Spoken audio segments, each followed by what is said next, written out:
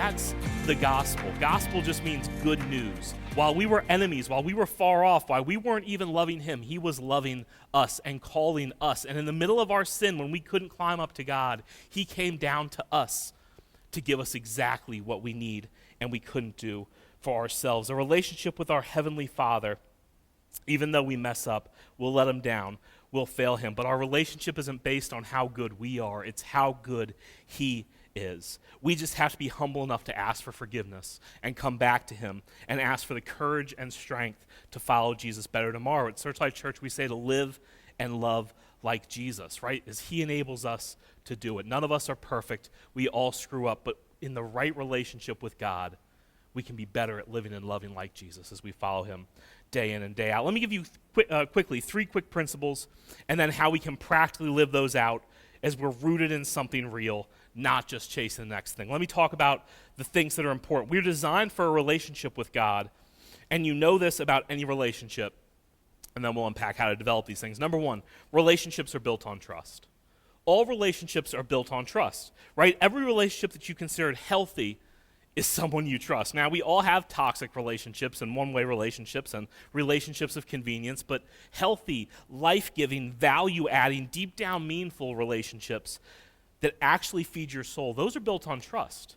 You trust them and they trust you. And people who've been with you through thick and thin, who've seen you at your worst and love you, who fight even in the relationship for you, these are your dearest friends and family, the people most important to you, the people who you know you can trust and have your back. A good relationship is built on trust. Now, God lays out his character. In Numbers 23:19, it says this: God is not a man, so he does not lie. He's not a human, so he does not change his mind. Has he ever spoken and failed to act? Has he ever promised and not carried it through? God is trustworthy. And so we know that the relationship can be built on his trustworthiness. When our relationship with God is not going well, he hasn't moved. He isn't playing coy. And so if we want a better relationship with God, we need to focus on his trustworthy love for us, not trying to convince him that we'll be good enough and better enough. We're the one with trust issues. So we have to rest in the relationship of the one who is trustworthy. And in this relationship, we get to trust a trustworthy God. In a second, I'll talk about how we grow that trust, but just a few more fast facts on relationships. You know these are true. Number 2, good relationships take time.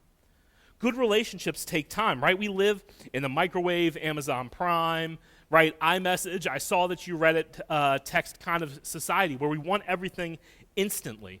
And anything that takes time is an inconvenience or an annoyance. And I don't know about you, but I'll usually try and find the way to short circuit the process, even if it's formative, just to get it done faster, because I'm so used to having it done quickly. And yet the people that you love, the people that you've learned to trust the most, isn't it true, are the ones that you've grown alongside, who've seen some stuff with you, that you've gone and actually lived life and grown with them. You are better friends because you became who you were together, because you've experienced life together. Proverbs 18:24 makes a great point. There are friends who destroy each other, but a real friend sticks closer than a brother. Listen, we've all had friends. Right? We've all had friends who were there when it was convenient, when they could get something, when they could work an angle, when it didn't cost them anything, who abandoned us when things got difficult. We've all had friends probably who let us down, probably even friends who betrayed us, stabbed us in the back. Jesus knows what that's like. And we have to understand that there are people who call themselves friends, but we didn't know when we became friends with them that they weren't going to stick with us. If we did, we wouldn't make them friends. But real relationships are built on trust, and that trust takes time to develop. A real friend sticks with you. There's a longevity. This isn't a seasonable or fly-by-night or replaceable thing. Those who we rely on, those who are closest to us, those who we value are the ones who have been with us, who have loved us through difficult things, not just through a screen, not just over a long weekend, but who are with us. You know, it's crazy when people say this is my ride or die friend. Ride or die people are people that you would invite on a ride with you because you actually enjoy spending time with them. Think about the people that you'd invite with you. Relationships take time. So because relationships are built on trust and shared experiences, there's an investment period before there's a payoff in friendships. Relationships need trust and time. And here's the last thing you know about relationships. Number 3, relationships evolve. They evolve, right? People change. I don't know if you ever had somebody who knew you in the past who came up to you like, I don't know, man, like you've changed. And you're like, you're supposed to. Like, as a human, you're supposed to grow, right? If I was the same little jerk I was at 10 years old, I wouldn't be a husband, I wouldn't be a father, I wouldn't be a pastor. I should seek professional help because I'm stuck.